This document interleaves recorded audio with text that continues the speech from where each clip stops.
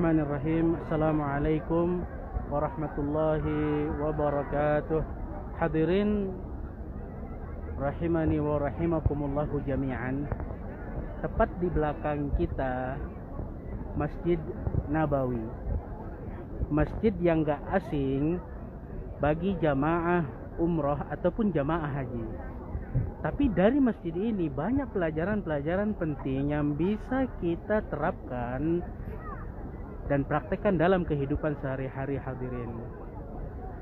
Nih, Rasulullah Shallallahu Alaihi Wasallam mendatangi masjid ini setiap hari Sabtu karena ada keuntungan yang besar, hadirin. Kata Rasulullah Shallallahu Alaihi Wasallam, "Man tatahhara fi baitihi, thumma ata masjid Quba, fa shalla fihi salatan, kana lahu ka ajri umrah."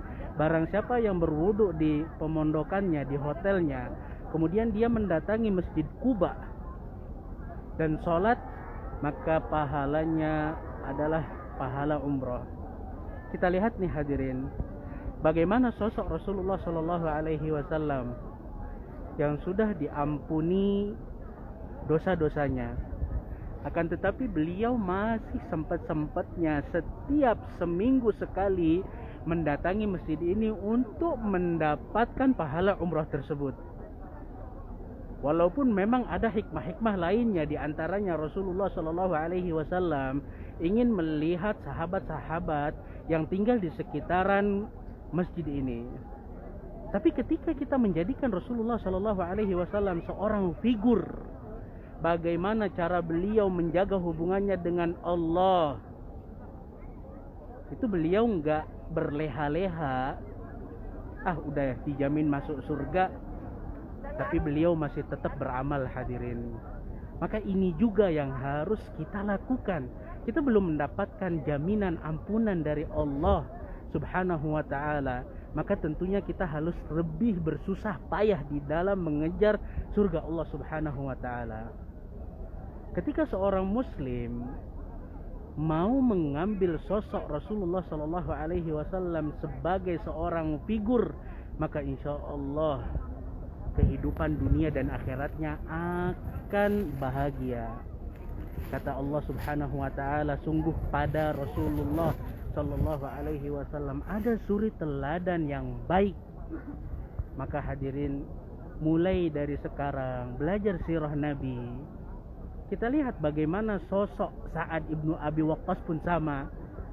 Disebutkan bahwasannya kalau sekiranya aku sholat 2 rakaat di masjid Quba, itu lebih aku cintai daripada aku mendatangi Masjidil Aqsa sebanyak 2 kali. Kita lihat bagaimana semangat para sahabat. Di antara sahabat-sahabat ada yang jalan kaki dari rumah-rumah mereka menuju ke Masjid Quba. Semuanya untuk meraih ridha Allah, semuanya untuk mendapatkan pahala umrah. Maka ayo, poin yang kedua nih, hadirin. Ketika Rasulullah Shallallahu Alaihi Wasallam menggambarkan sahabat-sahabat yang tinggal di sekitaran Masjid Quba, Rasulullah memuji mereka dengan sabdanya, "Fihi rijalun yuhibbuna an yatatahharu." Di sekitar Masjid Quba ada orang-orang yang gemar membersihkan diri dan jiwa mereka. Jadi kita datang ke Masjid Quba bukan hanya sekedar historis ngambil cerita-ceritanya, enggak, kita terapkan dalam kehidupan kita. Allah Subhanahu wa ta'ala mencintai orang-orang yang suka taubat dan mencintai orang-orang yang suka mensucikan dirinya, entah kebersihannya dan jaga kebersihannya atau kebersihan hatinya. Dan disebutkan oleh pakar-pakar sejarah, orang-orang yang tinggal di sekitar Masjid Quba adalah orang-orang yang suka bersih, hadirin. Maka ini pun manfaatkan dalam kehidupan kita. Rasulullah Shallallahu Alaihi Wasallam sudah berkata, "At-tuhuru syatrul iman." Membersihkan diri itu sebagian dari iman.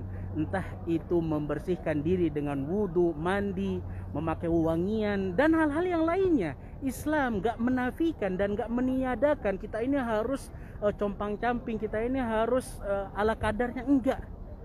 Allah Subhanahu wa ta'ala suka dengan orang-orang yang tinggal di Masjid Quba karena mereka gemar bersuci. Tentunya suci di sini disebutkan oleh para ulama suci karena mereka suka menggabungkan istinja dan air.